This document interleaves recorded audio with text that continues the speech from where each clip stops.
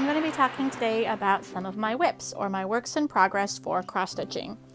Now I do keep all of my works in progress in this like little bin. I did get this bin from Hobby Lobby. It's perfect. It fits all of my project bags in there. Everything's in one place. I can grab it by the handles, pick it up, take it anywhere I want to go. I just love this particular container for this purpose. So I joined a Facebook group, and we're all talking about all the different projects they were doing. I joined during a mania session where for like a month they were working on either, some people were working on one project, some were working a couple of days on all of their projects. So you'd have 2 or 3 days on each. And I never heard of that before. I was like, wow, you can work on more than one project at a time. So I decided to give it a try. I thought maybe that would help keep my interest up. And it turns out for me, that works really great. It means that it takes a long time to probably finish a lot of these, but my interest has not waned. So that's a good thing. So I'm going to show you what I have in my WIP bin, basically. Okay, so I have a couple of tools I typically keep inside that bin at all times. One of which are my readers, so that I can actually see those little holes when I'm stitching. Makes it much easier for me. So that always sort of hangs on the side of my bag. I have this light. It clips on. It's wonderful. I absolutely love it, so I can kind of see what I'm doing a lot better. And then this is my little cross stitch box. It stays inside the bag, and I can put it next to me whenever I am stitching. And it has everything I basically need in it. Has a little pair of scissors, my needle threader, right there.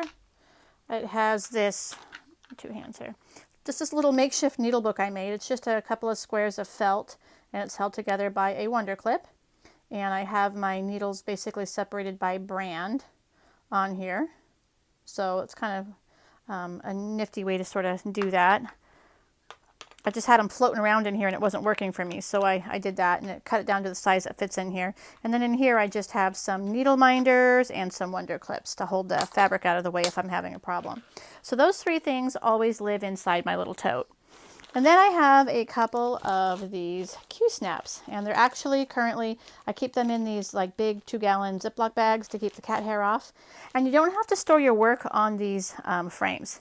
I usually, if I'm working on something different, I will take the fabric off of here and put the fabric in the fabric bag and put the new work on here, but that's what I kind of do for that.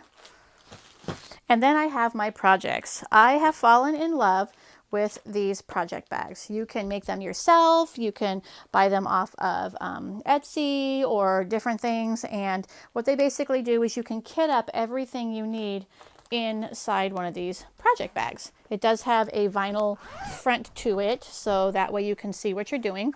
They also make project bags which do not have a vinyl front, so it just depends on what you like. Inside I just keep my pattern. This one I haven't started yet, so my floss and my fabric that I chose, and it's all right in there, and as I work on it I just put it back in. So this one is the winter chalkboard, and I will show you that.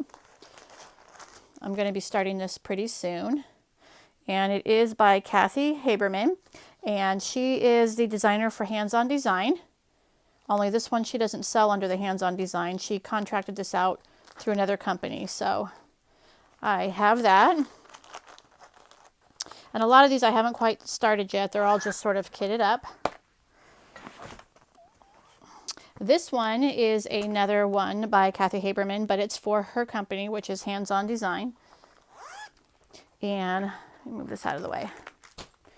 And on this one, there is going to be a sew-along starting pretty soon, so I'm really excited for that. And a sew-along is really fun because you kind of join the group and everybody shows their work as they're going along, and people will often change the color or change the fabric or change something, and you can kind of see how different people are stitching. It's really kind of fun. So I have this one, which is all kitted up and ready to go. I have about 10 days before the sew-along begins, so I'm excited. I have this one, which I am making for a friend. Whoops. I am so sorry about that. And this one, she loves the show The Mandalorian, so I'm going to be making this like Baby Yoda guy. So that's going to be kind of fun. So this will be a gift for her, and I think she will really love it. It was actually a free pattern, so I didn't mind showing it, even though I showed it really quick. So you can actually find that online. And I can't really remember the site, or I would tell you. But if you just type in free Baby Yoda pattern, it'll come up. This one here, I was going to make for Thanksgiving, and I sort of ran out of time. It's going to be a little guy. And this is by Bent Creek, one of the designers I've really liked. And when I get my floss all ready to go, this is sort of how I like to do it. I have these floss drops.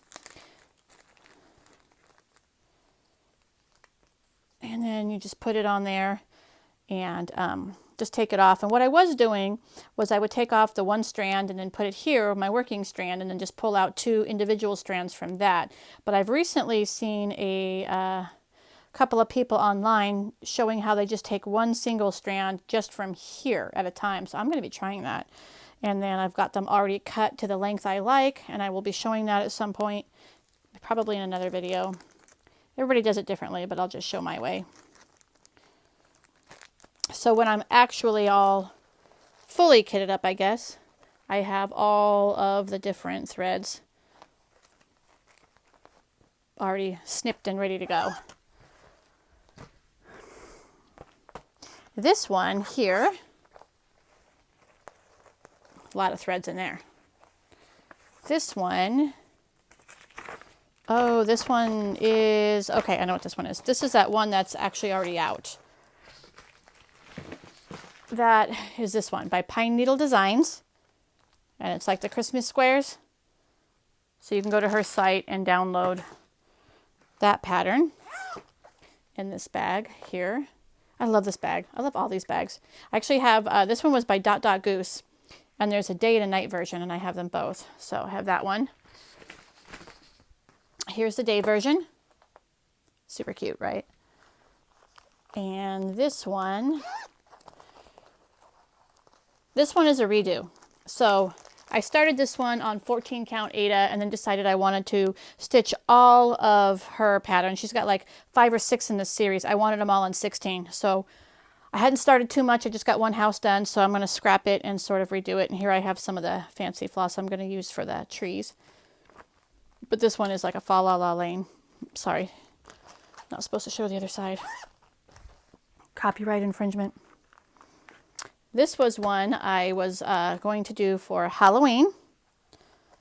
And it's such a small little guy. I didn't put it away for next year. I thought, well, it's just a little dude. So I can probably just whip that up one night. It's another Bent Creek. And this really fun Halloween bag. Then I have this one. It's a Lori Holt. Can't wait to start working on this one. This is Pumpkins for Sale. So it looks like that. This is one I'm kind of mixing as well because I'm using DMC for most of this, but I really liked the variegation in the overalls and also in the sign. Now the sample here is all DMC, but I've seen it online when Lori Holt showed it, or it might have been Kimberly from Fat Quarter Shop, but one of them showed it, and you could see the variegated threads they used for those two, so I did buy that. And here you can see DMC or Weeks Dye Works. So I'm really excited for that. I haven't started that yet. Most of these I haven't started. They're just all kitted up. And then here's a nice fun bag I bought from Fat Quarter Shop. This was from a mystery stitch, which is a really cool thing. Like they do these mystery stitches where they only reveal part of the pattern per week and then everybody stitches it together. So, but currently in here, I am going to be doing the Fa La La La La La La Kids, which is 'Tis the Season. Nice singing there. We'll just ignore that I did that. I'm just waiting on the fabric background for this one. But I do have all the thread ready to go.